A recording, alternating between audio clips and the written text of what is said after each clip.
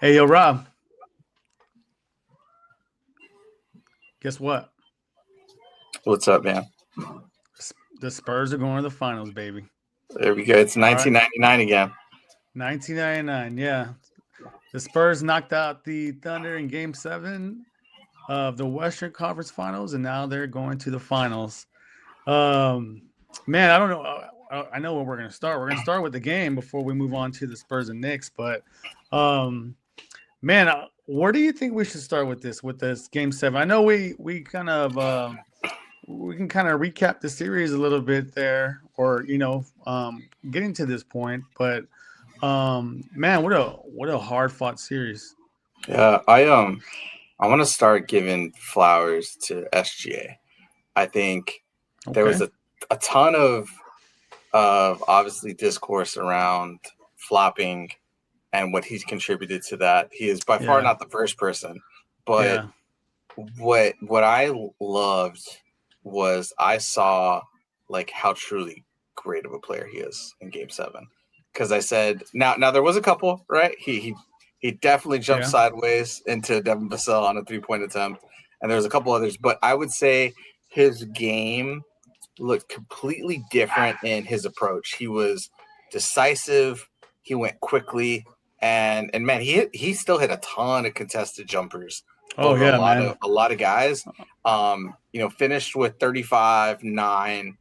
I thought just a masterful game. Like if there was, he had struggled a lot in the series. I think most of the first 6 games were, I'm gonna draw contact or try to sell movement to get a foul call. I thought he completely changed the script in Game 7, and I think the interview right before he had said it's too late for me to abandon what I've done all season, right? Yeah. And I think for most of that game, he abandoned what he did all season, and he said, I'm going to hoop and I'm going to get buckets. And I think he did that. And I thought it was a great game from his standpoint. Like he had not shown up most of the series, and then had played I thought it was a great game from his side. Like most of the game, he was the best player on the floor, no matter how great like all the Spurs were collectively. Like he showed why he was so good, and I thought like he looked really, really good in those moments that he had. So I mean, that's for me starting there. I think other players on his team did not show up, but just Yeah. a great game from a player who I think his leg, I don't want to say legacy, he's got a long way to go, but his Yeah. reputation had taken a deep hit in this playoff run. He can say that the talk didn't affect him.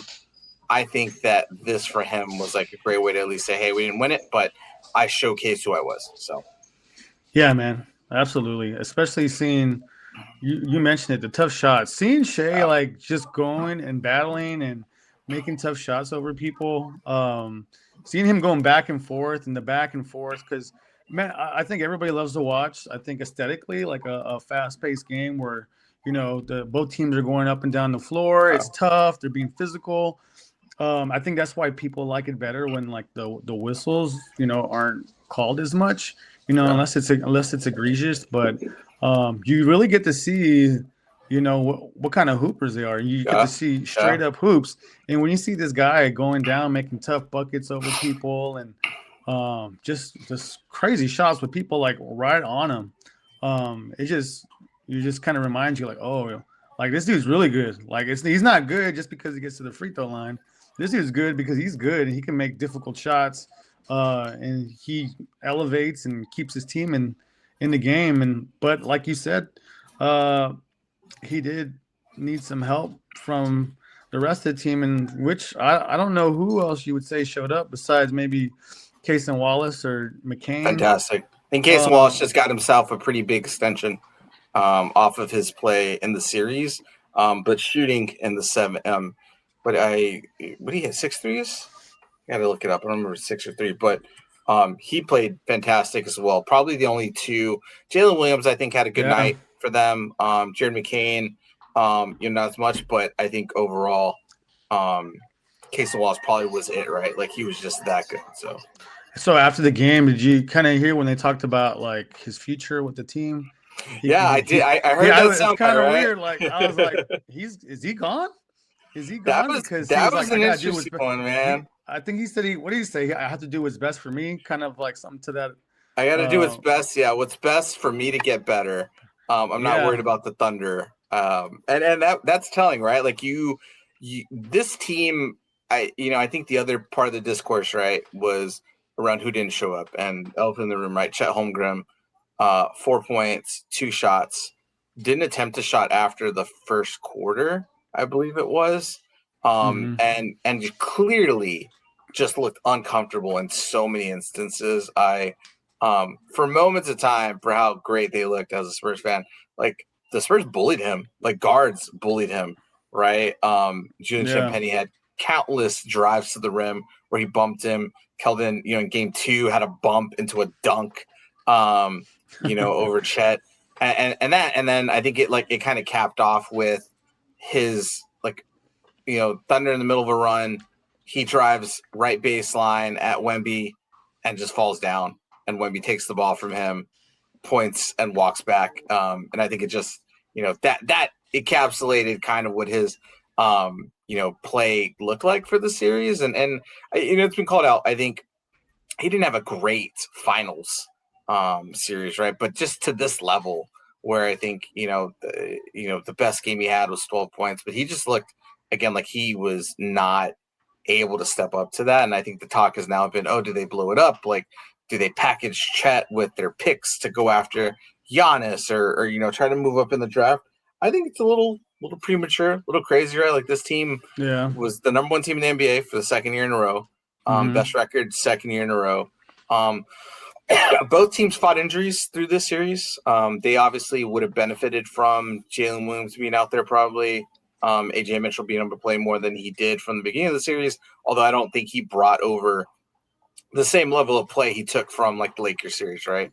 Yeah. But I don't think it's anything to just all of a sudden decide you're going to blow up this team, over this. Like they played the second best team in the NBA records wise, Yeah. with a freak third in MVP voting, Victor Wembanyama, and lost in 7. Like I just don't. I think that's premature for them to think through that. So Do you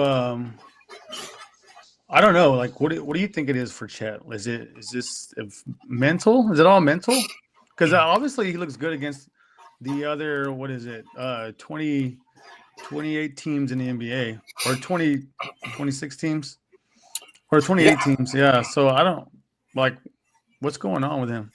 yeah. He's I such mean, third team All NBA. Yeah. yeah, and I think those are the factors, right? If he didn't just make third team All NBA, if he wasn't an All Star, I don't think the discourse is as loud. But you got a couple factors. Victor Wembanyama in the under 19 world decided this is my nemesis, and I'm going to show everybody in the world he is not as good as me. So you have a guy who is going out there, and I think that rubbed off on the Spurs, where Hmm. Devin Vassell had 2 major blocks in this series on Chet under the rim on dunk attempts. And I think Mm. it just led to the Spurs not being afraid of him, right? Like he was second in Defensive Player of the Year voting. Now, granted, Wemby was Way unanimous, ahead. Yeah. right? But second in voting, like so, all those accolades led to him needing to perform in a different way, and he just didn't. I think it is mental. I've seen a lot of the comparisons to like Ben Simmons and the series against the Hawks and what that took. You'd have to see it extended now for that. I don't think that's there. But again, for a lot of people, man, going against Victor Wembanyama as your matchup, like that puts a lot of fear in teams, right? You have so many people that just don't want to match that up. So I'd say through the season, get stronger. That definitely has to be something on his mind. He can't rely on just his length and his height from a shot blocking standpoint. But I think he can get there. Again, he's super talented. I think the just ironic piece is Chet came into the NBA as a 7-foot unicorn, right? They could dribble the ball, shoot, handle it a little bit. Hmm. He just happened to also be paired in the same time frame as like the ultimate unicorn, right? In Yeah. Wemby, who can do all that 6 inches taller, 4 inches taller, whatever, than he is. So any other time they would be talking about Chet as like, who is going to stop this kid and what can he do? And it just has flowed over to Wemby. And I think Wemby has decided, like, I'm going to put my stamp on it. So I think it's mental. Go into the offseason work on things, get better. I don't think you go in thinking how do I get better than the Wemby? Just how do I get better overall in the things that I need to? And I think he'll be just fine. Like again, third team All NBA, second defensive player of the year voting. I could see defensive player of the year fatigue setting in for Wemby at some point, and Chet is right there to snatch those up. So, all right. Well, as far as the Thunder, I mean, we've talked about Chet here. I think the Thunder are kind of looking at being one of those the teams with I think they're going to be in the second apron probably next year. They're going to be the most expensive team. Yeah. We just mentioned Chet. I think next year he makes like 41 million. All these guys got paid, but somebody's got to go. And then there's a couple of people with extensions, I think, or options, and I think it's Dort and who was the other one? Hartenstein has a player option. Yeah. Who's that? Who's the odd man out? I guess. I think most people would say Lu Dort, right? That's one you don't pick up. Not a great offensive player for them. Has been a great defender, but he has played himself out of the lineup because of how bad he shoots. I think the issue there is this: him and SGA play together on the Canadian national team, right? Mm-hmm. They have played together for a long time. Lu Dort has been a fixture in OKC since SGA came into town. That's a tough one, right? Like you're going to get rid of a guy who's been a part of this build. Now I get as a team, Sam Presti looking at it like that doesn't factor in probably to him, but I think at some point, right? Like if there's an MVP, 2-time MVP now, 1-time Finals MVP and champ that leans over and says, "Hey, like I want my guy on this team still." I think it's something you look at, right? You look at Case and Wallace, who I think obviously they would want to extend, but does the need for either Dort or Case and Wallace to be around get moved because Alex Caruso is here? I think Hartenstein is probably someone you lock in. Jalen's contract, Chet's contract, SGA's all hit, right? And I think SGA's already hit, but you got Chet and Jalen Williams hitting next year, so that puts you up. I think and you got 2 lottery picks coming in. So yeah, and I think like you're gonna have like $5 million apiece, right? I think what you will see them do most likely is package to move up. So Isaiah Joe, Aaron Wiggins. I think what are they at? The 12 and 17 pick. Picks with a few players to move up, and then draft someone. Let's say. I draft boards would have them. Hey, they want Cam Boozer. I don't think it's realistic that they'll get there as high, but the power forward from Michigan, Yoxel Lunenborg, I think is someone who could fit in that realm that they want. I think they would like someone who can stretch the floor a little bit. He's not a great 3-point shooter, but I think the mid range 18-footers, all of what Jalen Williams gives them. And makes them tough, right? I think the toughness and physicality you don't see from Chet, he adds to it. So I think that's more realistic for them. I'd say Presti's probably, if he's thinking completely unemotionally, you don't pick up the option on Dort. You probably pick it up on Hartenstein. And then again, you're packaging some of those role player guys from the bench who didn't get a lot of playing time during this playoff run into something that nets you a good player that can come in and contribute immediately in the draft. And then I think you go after it there. I don't see them going for Giannis. I don't think there's a great fit there with him and SGA on the court. So I don't think that's the way they go. I think that's would be far out of left field if they went that route. So. I don't think that's very Sam Presti either. Like I don't think he's swinging for Giannis. They do have Sorber who didn't play at all this year. Yep. I don't know how he'll pan out, but you got him. He's a big guy. Yeah, you got players like there are guys there. There are picks.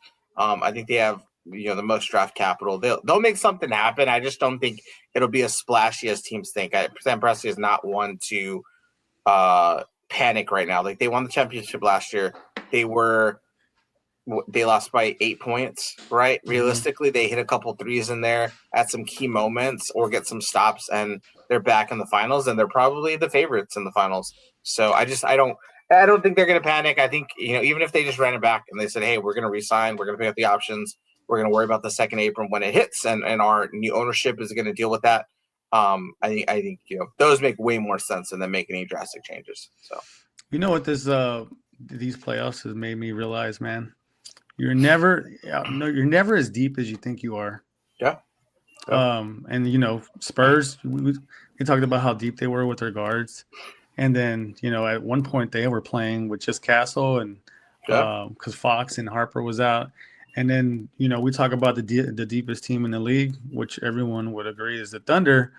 And then, J-Dub goes down and Mitchell, and all of a sudden, you're looking at, who can create. And that was kind of just kind of put the nail in the coffin for the Thunder. Yeah.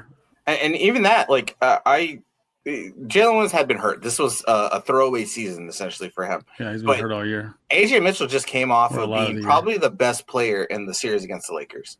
And he could not get to his spots or get the type of looks he got in that series against the Spurs guards. So he also, obviously he then, aggravated that injury, but he just was not the same player against a different defense, right? And I think neither one of them, they both tried to give it a go. Yeah, pretty easy to see, right? Hey, they are different than an older Marcus Smart and Austin Reeves guarding you right now. It was a different level of intensity. So I think they were ready to crown AJ. I still think it's a great guard off the bench. And I think in our kind of preview, right, we called out Dylan Harper versus AJ Mitchell and the 6-man role for these teams.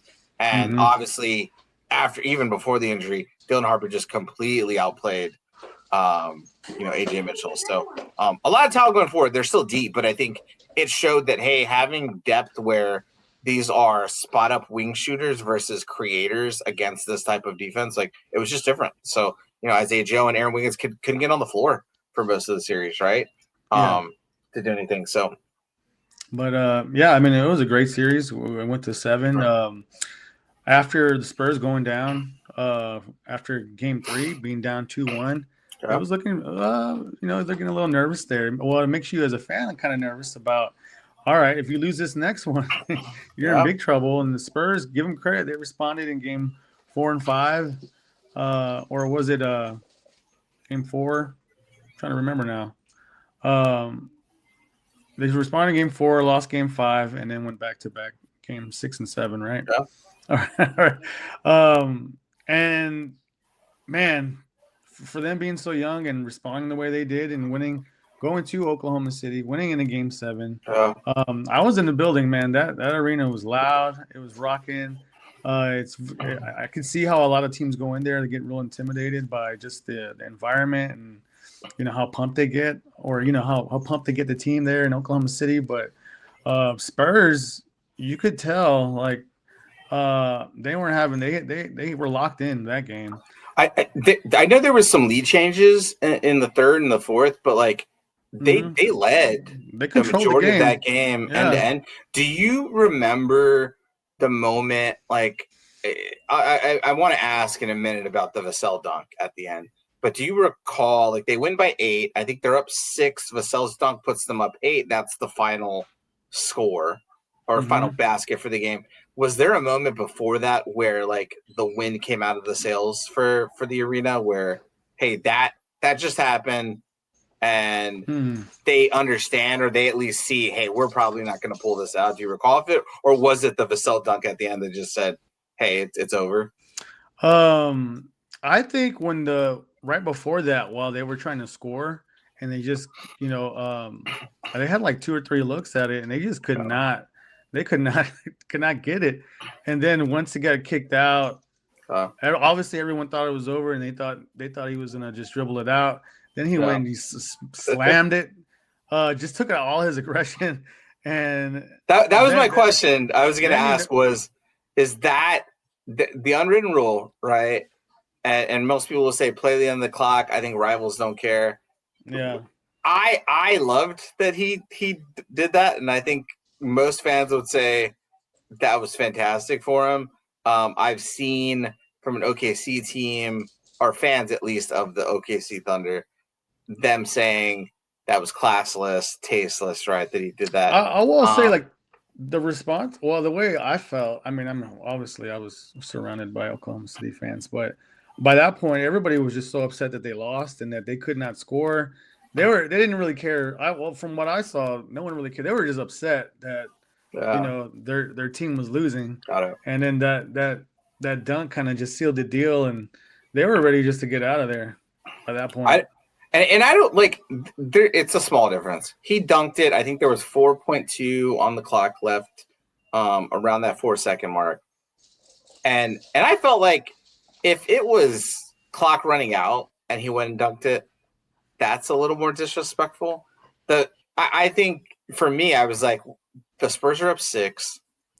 This, like, if he doesn't score here and they foul him, like, you just want to put it away, right? Like, Yeah, yeah, going up 8 with 4 seconds left is different from I try to dribble it out. I think Casey Wallace was the closest defender. It didn't look like he was going to attempt anything to yeah, get Vassell, but if he had, now you're fouled. Let's say we're shooting 2. I think they were in the bonus. All right. I want to say they were in the bonus. They might not have been, but again, you don't want, like, you want to put the game away. So I saw nothing wrong with it, but I know there was backlash within your Twitter spaces around should he have yeah, dunked it or not. And I think here or there, the series was contentious back and forth. So I thought yeah, nothing else. I think there was some, once I watched the replay, there was some like waves from Steph Castle and Devin Vassell right before that, I believe, or right after it maybe. That happened. So I loved it, man, from competitiveness. I think like that's a young team who went in there and did that. The emotions they showed after was great to see. Like you didn't expect it. They were talked down in every series about their experience and what was it going to do. And they took hits and punches from some really good teams and came back and won it on another, winning 2 in a row. One of it, Game 7 on a home court against a team who had just won 2 Game 7s on their home court over the last couple seasons, yeah. which is huge, right? One of them to win, a championship, another one against a great Denver team. So to go in there and win it at that age, kudos to them, man. They deserve it. Yeah, man. Yeah, kudos to the Thunder, and I honestly think they'll be all right. They got Sam Presti. He's not going to let them just They'll fall be fine. apart. So, They have a million picks and a 2-time MVP. They will be just fine. is there anything else you want to cover with the Spurs and Thunder Game 7? No, man. I think good thing Spurs are coming out of it healthy. Yeah, Going in, I think De'Aaron Fox looked good after that high ankle sprain. Looked a lot better, especially in the first half of the game. Hit some big threes. Keldon Johnson was promising, hit some threes. Him and Julian Champagne had really struggled from 3 for the series. So to see them hit in the last couple games and finish some plays, really, really good. Play of the night, Luke Cornett's block. oh yeah, I hope that now takes over LeBron James's Game 7 block against the Warriors as the best block. I think just who he was, obviously on the break, you're used to LeBron chase downs. So to get one from Luke Cornett on Hartenstein, we didn't get much of him all series. Cool. We didn't get much out of Cornette all series, but man, that definitely stuck out. Hey, no matter the play, it came out right after, but I think a great finish to it. So yeah, right after that, you're like, man, he was worth the money, worth the signing. All right, he did his job. Yeah, there was what seven Spurs players in double figures. Yeah. Compared to the Thunder, they only had what four players in double figures, and Dort had 3 and Holmgren had 4. Yeah, and they shot really well. I mean, you're looking at 8 for 26 combined for Caruso and McCain, who had some really, really great shooting games. I think Jalen Williams shot really well. They didn't shoot overall great from 3 in the game besides Casey Wallace. But yeah, great series. People want to talk about McCain and kind of, make fun of him, but man, that dude, he don't care. He just played really good. Played strong. Fearless. No fear. Yeah. Fearless guy. Yep, fearless. Yeah. So Philly, you messed up, man. Yeah. All right, let's look ahead to the finals, man. All right, we got the Spurs and Knicks. I actually had this banner up at the beginning, but oh well, we're gonna go roll with it. It's back. Spurs versus Knicks finals. Look ahead. This is an interesting one just because really, I mean, obviously there's the 99 finals, so everyone's kind of comparing this to that. The Knicks haven't been there since they played the Spurs back in 1999, but there's different ways people are looking at this series. I will say going into the Thunder and Spurs series, a lot of people said this is the real finals, but really, the Knicks are the hottest team in the league, Well, and they actually have a winning record against the Spurs. They're 2-1 against them. What are your initial thoughts here, man? the Knicks again. They've swept two teams consecutively, right? Only lost Yeah. to the Hawks in the first round, but I think that's more testament to how good they are as a team than the level of competition. I think Philadelphia Philadelphia has a star in Tyrese Maxey Yeah. and PJ Edgecombe. Obviously, you're more hobbled with Paul George and Embiid, but I think they were just clearly better. Like it didn't look like they were leagues above Philly. And then with Cleveland, they just again like 4 games, you're stomping these teams out, and that's exactly what you should do, right? Like there's plenty of runs from other teams. Yeah. OKC just came off of sweeping 2 teams consecutively. I think they look really good. The things I look at is there a layover or any lag from the time that they've waited. You're looking now almost more than a week for them to have sat by the time game 1 kicks off tomorrow. So do they have that? And then I think they're just a different type of matchup, right? Like I think again 2-1 versus the Spurs. We'll talk through it, but Wemby was on minutes restrictions in both those games, didn't start. I Mm-hmm. think 2 of those games. One was in the NBA Cup. Yeah. Where I think it was a close game until the fourth, or even like till 3 minutes left, and they kind of pulled away and that one. And then you had the New Year's Eve game where Wemby goes out with a knee injury. End of the game, Spurs come back and win. And I don't think that was particularly close when they took the lead, right? I think there were some garbage buckets at the end of that game that New York hit that made it look a lot closer than it was. But they came back and responded. That was the Julian Champagnie legacy game for threes. So, and then you had kind of a blowout that just happened in March in MSG. So, I think New York's coming in with momentum off of the wins, how they've played. I think the Spurs now are battle tested. I don't worry too much Absolutely. about. I don't worry too much about like the health. The health. I don't worry too much about the how tired they come into this series after playing 7 games. Like they are all 22 years old for the most part.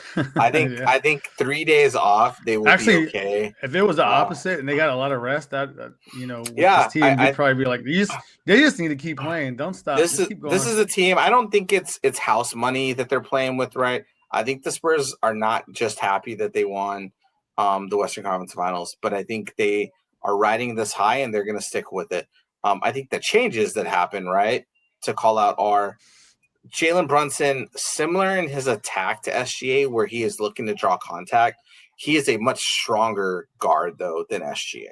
Like, not as quick or as crafty, but he's a tough shot maker. He's going to bump. And I think that will play into, SGA didn't have the physical, the physicality against the Spurs guards. They're going to make you work for stuff, bump you, push you off of screens. Jalen Brunson, I think, can take more of that, but he has Yeah. so much usage for the Knicks in their scoring. Yeah. I'd like to see how that holds up, right? Like he's going to come off of every screen and have these guys out there. And now you add like Devin Vassell just stepped up his defense. De'Aaron Fox has Keldon Johnson. I want to see what it looks like for him to have to battle against those guys. Better overall shooting for the Knicks than OKC probably from like most of their lineups, right? Like you don't have Lou Dort or Caruso who aren't exactly great shooters. You're going to be kicking out to OG Anunoby, Mikal Bridges, Karl Anthony Towns, right? Who are better pick and pop shooters. So that will be a change I'd like to see the Spurs do. But again, I don't think they're going to come out and double Jalen Brunson the way they started some of the OKC series with, right? I think they're going to play straight up, switch off the screens, and make them beat him. Most likely, I think Sean Sweeney's going to work on some type of a version of the like one man zone. He's got Wemby running. That's what they did with Shea, right? Because at first they were doubling Shea, Yeah, and then they were just killing them with just wide open threes. Yeah, too good at processing those things. Jalen Brunson is to come and double him, and I think in a sense like he would get rid of the ball more than SGA. Like the Spurs did that against Anthony Edwards, and it worked because he was waiting too long to give the ball up. SGA played with that and dealt with it until he figured it out. Jalen Brunson, I think, from the moment he sees those come, is going to get rid of the ball. And I think you have more capable ball handlers on the floor for OKC or on the floor for the Knicks than you had OKC, right? So I think you're going to see that. And then the piece that'll change, right, is I don't think Karl-Anthony Towns is going to be scared to shoot threes the way Chet Holmgren was, right? So what does that look like? The main thing I think for the Knicks side that they'll contend with, right, is Mitchell Robinson's injury. Does he play? And when he does, like, what does he look like? He was, I think, the best defense for Wemby is someone who makes him work on the defensive glass. Like Mitchell Robinson gets a ton of offensive rebounds. Will he be successful in that? I think he can push there. For the next side, I think then Karl-Anthony Towns, what does his foul situation look like? He continuously does that. So for me, that's the take for the Knicks. I think they've got a lot going on. I think for this, the Spurs, I'd love to see your take on it. Like, who do you think, I guess, like, stands out? Wemby, obviously, right? Like, I think his scoring is going to be huge, but from the guards and forwards that they have, like, who do you see as like the key factor for them? Well, who do you think Brunson would guard? I think whoever Brunson guards, that's where they can go. And I think they'll probably have him on Vassell. I don't think. I think he's going to sit on Vassell or Champagny, right? The Knicks, I'm choosing Vassell. He's probably been less in this playoff run, less accurate from three than Champagny. And I had a game where Champagny had 11 threes, right, against us. So I'm probably not going to stick him there. That's the good thing, though. I think similar to OKC series, who's going to hit the open threes from their role players, right? I'll say this. I trust Vassell, Champagny, and De'Aaron Fox to hit more threes than I trust Mikal Bridges and Josh Hart collectively to hit those threes, right? But now if you throw in Karl-Anthony Towns, you'll see a lot of switches. I don't think Wemby's going to come on guard Cat, and I think the guards are going to get up in his face. He gets these lumbering drives to the basket. What can the Spurs draw from him? I think you're going to have these guards ping-ponging off of Brunson and how that goes. Can we keep Castle out of foul trouble guarding Brunson? He's going to do the same amount of pump fakes that SGA did, and he's gonna get his body into you. It's the same type of play like that that he'll have. So one of the things I saw was like flopping. There's some who is more of a flopper, Brunson or SGA? Yeah, I think SGA clearly, man. Like 70% of his shots, he's falling on the ground. I think Brunson was like second at like 12%. So it's there. I think the Spurs, though, after guarding SGA for 7 games, the way they did it, are gonna have a good scheme to go against, and that's what Sean Sweeney specializes in, right? And he'll be here at least for the finals before he moves to Orlando. So I think he is going to have something set up for that. Can Josh Hart hit threes? Can Cat hit threes? Can Giannobi and Mikal Bridges hit threes? I think then you look at a bench unit for Knicks versus Spurs. You've got Dylan Harper, Luke Cornett, Keldon Johnson coming in against Deuce McBride. I don't see anybody that Jose can hold Harper like, in that second unit. Exactly. And I don't think, right? Like Shamet, who's gonna be on him? Shamet or I think the Spurs are gonna hunt Jalen Brunson. And I think the second unit, they're gonna hunt Landry Shamet or they're gonna hunt Deuce McBride. And I think Dylan Harper, Stephon Kessler are gonna get to the rim. They're gonna do a ton to be there. So I see that happening. I think it's gonna be a great series. I really do. I think the Spurs in 5 or the Knicks in 5 crowd, I don't think that's how it's going to look for either team. I think it's going to, what 4-1 was the 1999 series. I don't think that's there. But the thing that I think for fans they should love is Brunson and Wemby have shown that they step up to the plate when the lights are bright, right? And there's going to be no lights brighter than playing an MSG and hopefully going in with a series lead to try to take this, right? Like Brunson has only excelled in the playoffs and looks good because his game is built for that, right? Like he's a gritty, rugged kind of guard. Wemby, I think, needs to be better offensively consistently in this series. I think he needs to get into movements quicker, be more decisive. He can't Yeah. wait for doubles to come. That's the one thing, right? It will be far different from having Caruso and Cason Wallace coming over at you, or Jared McCain at 6'3" to 6'5" versus 6'8", 6'7", OG Anunoby, Josh Hart, Mikal Bridges, right? Those doubles will come fast and furious, and he has been turnover prone in the last few games, right? He's averaged a lot of points against them in limited time, so seeing him at 40 minutes instead of 20 is going to be huge. So I think it's gonna be good series, though, man. The guards and Brunson dynamic. I think who can hit the shots. Again, the Spurs are coming off of some great shooting games to end it. The Knicks have sat for a little bit. What's that going to look like for them? I'm excited for it, man. It's going to be a good one. Hey, do you know who doesn't have to worry regardless? They're winning. Jeremy Sohan. Jeremy Sohan, man, getting a ring. What do you think is going through his mind right now? I'm sure he would love to play. I don't exactly know if he's going to touch the floor much. But he wasn't playing for the Spurs. He hasn't been playing for the Knicks. I don't realistically know if he's going to at all. I would love to see him out there. I'd love to see him, get over. I don't think Jeremy is the guy that's going to hard foul anybody on the team. But I'd love to see him match up all of a sudden against Wemby, and Wemby, tries to throw one down here or something like that. I was a Jeremy Sohan fan. I think the way the Spurs went to build shooting around Wemby just didn't fit for what he could do and his play type, right? Like it just didn't fit. So, yeah, man. All right. So then what's your call for the finals? What's the prediction? Yeah, what's your prediction? All right, I'm gonna go. Spurs in 6. Spurs in 6. I think this team has answered the call no matter what. I think you could look at the record for between the Spurs and the Knicks during the regular season and the Cup or whatever, but this team has grown a lot. They're battle tested. They've shown that they can problem solve. They can figure it out. Coaching has been amazing. That's why I'm kind of sad to hear that, I was sad to hear that Sean Sweeney is going to be gone, because you could tell by the way the players talk about him and talk about coaching that this dude is legit. Like, he knows what he's doing, knows what he's talking about, and he's kind of like a wizard with the defense. So I feel like Spurs, really the Knicks, it's going to come down to Wemby. Wemby's going to take them over, but also, what he does and creates for the other guys and these young guys. I said it comes down to Wemby, but really all these guys have stepped up. Spurs collectively have been so good. Vassell, Champagny, Fox, Cornette stepped up last game. Like, everybody's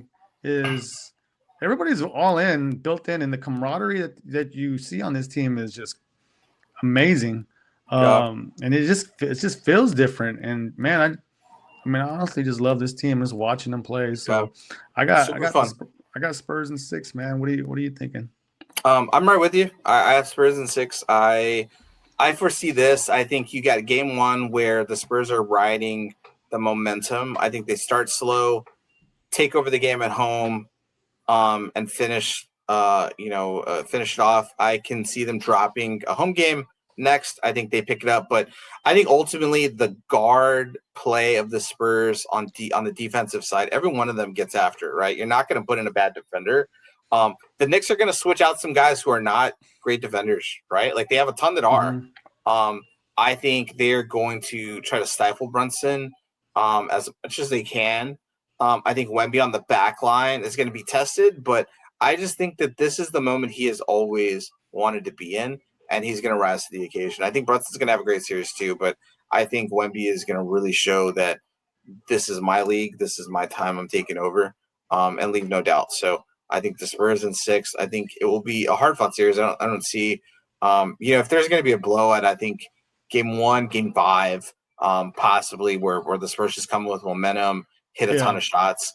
I expect them to shoot better, but you got them coming off of this. De'Aaron Fox is now healthier than he's probably been the entire playoffs, right? Dylan Harper looks well, and these other guys, again, they are just riding high. I don't think they're cool with settling. I think they have shown that they believe now we can do this. We're here, and like, there's no way this young group is going to be cool with just like phoning it in for for this final series. I think they're going to get it. I can see them going up to MSG and dropping one because of the bright lights and getting used to that piece there. And the Knicks are a tough team. Like they're just they're not going to lay down. But I think overall, just the defense of the Spurs is going to be insane. So.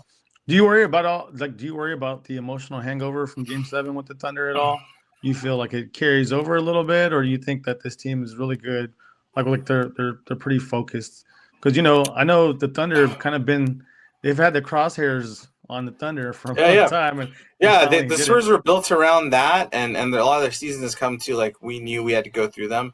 I think the Spurs have enough veteran presence on their bench from coaches, players, and within the organization that is helping them to understand like where they have to go to be here, right? Like I love seeing the old Knicks there, right? None of those guys won championships. None of those guys were in playoff series. So it's a lot of old Knicks, right? I think they have it's obviously cool to see a fan base that has all these celebrities, but I think the Spurs have instilled in this team, hey, this is how we're going to get after and what we're going to do. So I don't see that be an issue for him for the entirety of the series. I can see it in spurts, right? Having to get, Mitch having to call timeouts to get them in order. But I think they're coming in with a ton of confidence, but they are still like very set on, hey, like we can go do this. So, tickets and ticket prices have been a big thing. What do you think the crowd will be like in San Antonio? What are you expecting tomorrow night? I think you're going to see some celebrities that snuck in and got themselves some great prices on there. I know that they're trying to stop it as much as they can, but I can't blame someone for getting 10 times face value for tickets. No more Fiesta themed jerseys. I think they're doing blacks 3 of the 4 times. So I think it's black jerseys, white jerseys, and then black in New York. So no more Fiesta. Yeah, man, I'd love it. Court obviously is back to Larry O'Brien Trophy. Looks great. So it's fun, man. It'll be a really great one. Yeah. All right, man. I guess we can wrap it up here unless there's anything else you got. No. Yeah, man. I think it's gonna be a great one. Now I think I forget how many. I know since Golden State 2016, 2017 that there's not going to be a repeat champ. So I think as a fan, right? Like that's what they want to see, like parity. And I think the teams are giving it to them. So again, I expect a really good series. Ratings for the conference finals, Western Conference finals are huge. I expect this is a series that people are going to want to watch, especially with New York. So I think you'll see probably the highest finals ratings in a while with this. So all right. Hopefully we can get together to do some more updates, man. Yeah, for sure. Throughout these finals. It's gonna be exciting to watch. Can't wait to see it. We'll just see what happens tomorrow night. So we'll go ahead and wrap it up there. Thanks everybody for watching. Like and subscribe to these videos. We appreciate it. I know as far for me and you, like go Spurs go, right? Let's go. Yeah. All right. We'll catch y'all next time. Peace. Okay.